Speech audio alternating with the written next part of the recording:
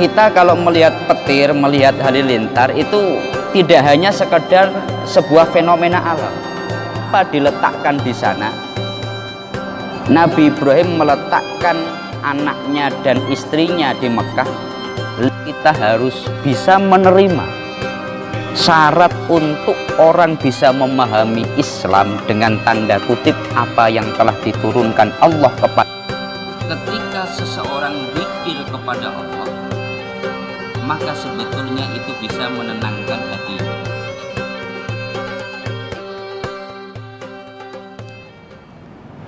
Assalamualaikum warahmatullahi wabarakatuh. Alhamdulillah wa syukrulillah wa bini'matillah la hawla wa la quwwata illa billah. Rabbi syrahli sadri wa yassirli amri wahlul uqdatam min lisani yafqahu qawli. Kepada yang kami muliakan segenap jamaah Masjid Agung Batam yang dirahmati Allah Subhanahu wa ta'ala, seperti biasa setelah melaksanakan sholat zuhur, sejenak mari kita bersama-sama mengikuti kajian tafsir Imam Asy-Syafi'i. Selama kurang lebih 7 menit ke depan, marilah kita bersama-sama niat thalabul ilmi dan niat iktikaf di masjid ini agar duduk kita bersama oleh Allah dicatat sebagai ibadah. Adapun pembahasan kita kali ini sampai pada ayat 97 sampai 99 di dalam surat Al-Hijr. Allah berfirman, Bismillahirrahmanirrahim.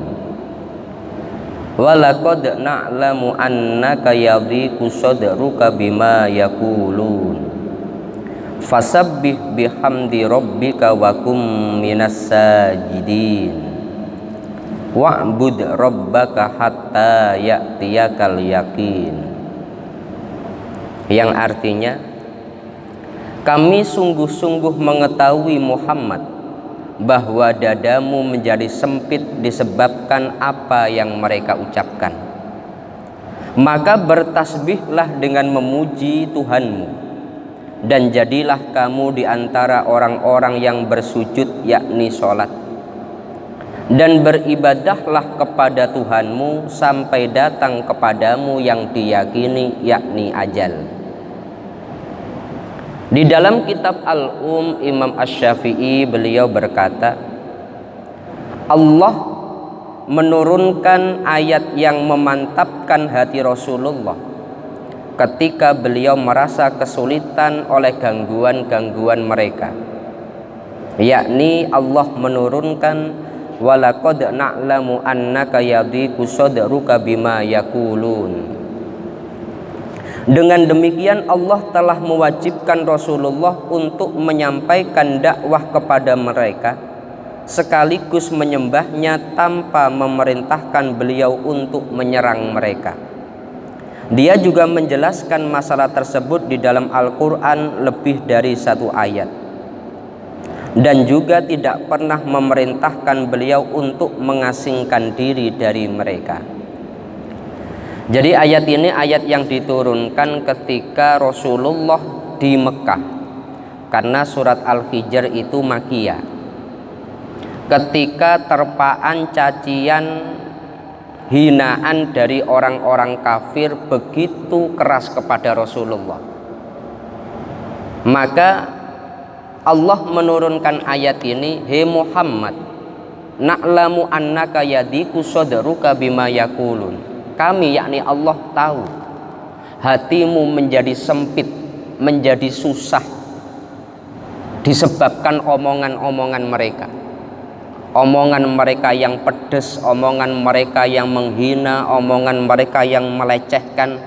Itu kami tahu hatimu menjadi sedih, menjadi sempit, menjadi susah.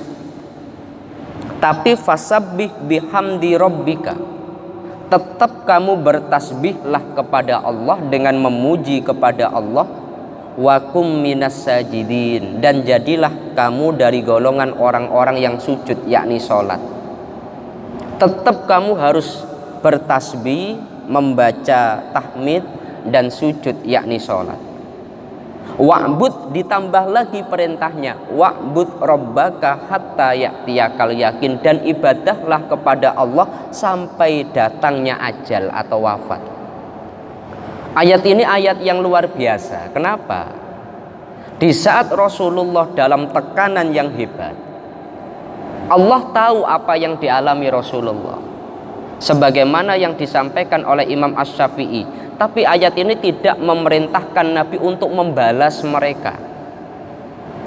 Bisa saja Rasulullah itu karena beliau sebagai seorang Nabi pasti memiliki doa yang oleh Allah dikabulkan, seperti Nabi Nuh.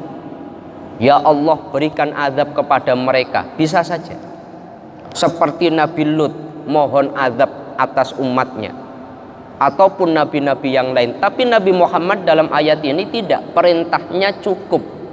Saat mereka menghina kamu, hasud kepada kamu, fasabbih bihamdi rabbika, bertasbihlah kepada Allah, fokuslah ibadah kepada Allah, wa kum minas sajidin, dan teruslah kamu melaksanakan sholat sampai ajal. Ini kan luar biasa.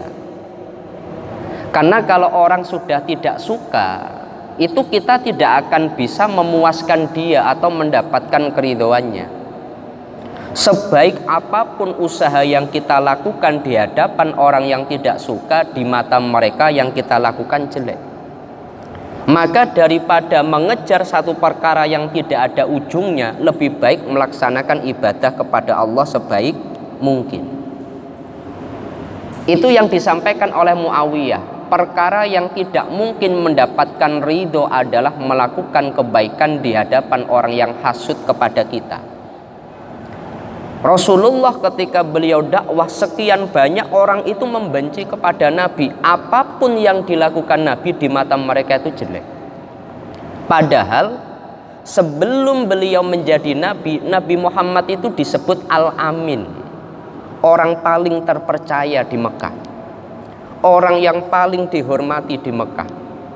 Tapi karena beliau menjadi Nabi, sekarang disebut orang gila, disebut orang paling edan, disebut orang hina, dan seterusnya dan seterusnya. Maka untuk hal ini, daripada mengambil atau melakukan satu perkara yang gak ada ujungnya, berusaha memuaskan orang-orang yang tidak suka, itu gak akan bisa terpenuhi. Maka fasabbih bihamdi rabbika, fokuslah ibadah kepada Allah. Nah, kita semestinya juga seperti itu. Di tempat kerja atau di lingkungan di mana kita tinggal atau di mana kita berada, ada orang yang tidak suka. Daripada fokus kepada mereka, lebih baik kita fokus ibadah kepada Allah Subhanahu wa ta'ala. Karena tidak mungkin kita bisa memberikan kepuasan kepada orang yang hasud kepada kita. Kalau kita sampai meluangkan waktu, pikiran, tenaga untuk berusaha mendapatkan kepuasan dari mereka, itu seperti mengambil satu perkara yang gak ada ujungnya, gak akan ada selesainya. Bahkan dalam ayat ini, wa'bud rabbaka hatta ya'tiyakal yakin, ibadahlah kepada Tuhanmu sampai wafat, sampai ajal atau perkara yang diyakini datang, yakni ajal. Dalam keadaan bagaimanapun kita memang oleh Allah diciptakan untuk ibadah. Wa ma khalaqtul jinna wal insa illa liya'budun. Aku tidaklah menciptakan jin dan manusia kecuali untuk ibadah. Maka tugas ini akan terus berlaku dan harus kita jalankan sampai wafat tiba.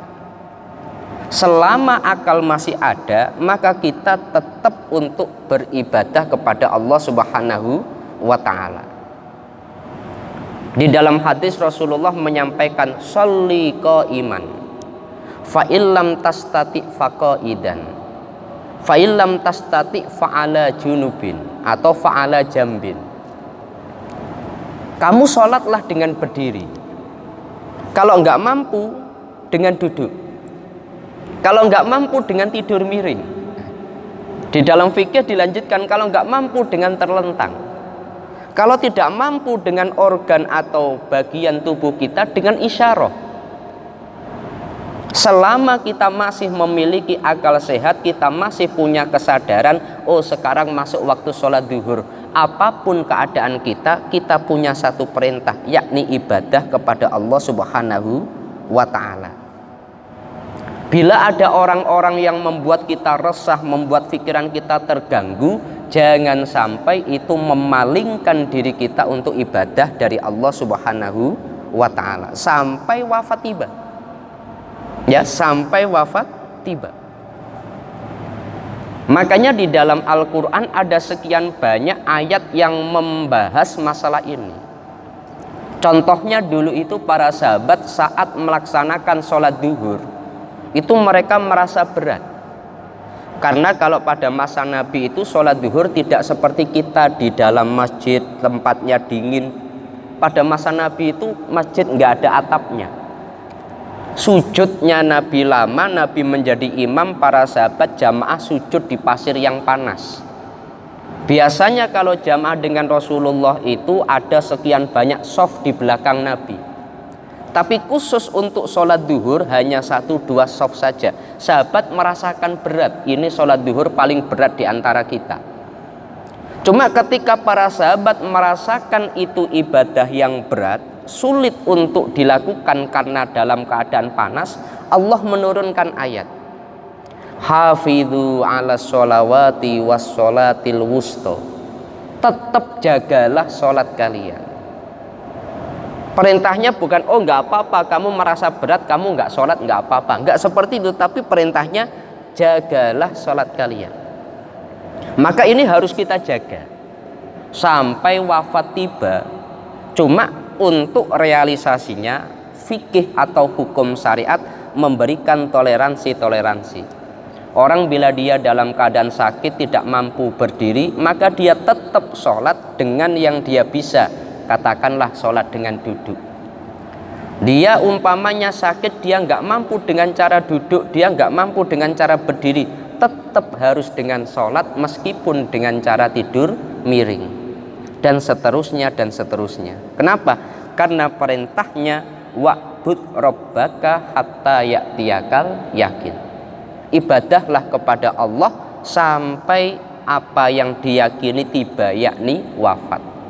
Nah ini makanya kita kalau di dalam hadis Nabi, man arafa nafsah faqad arafa rabbah.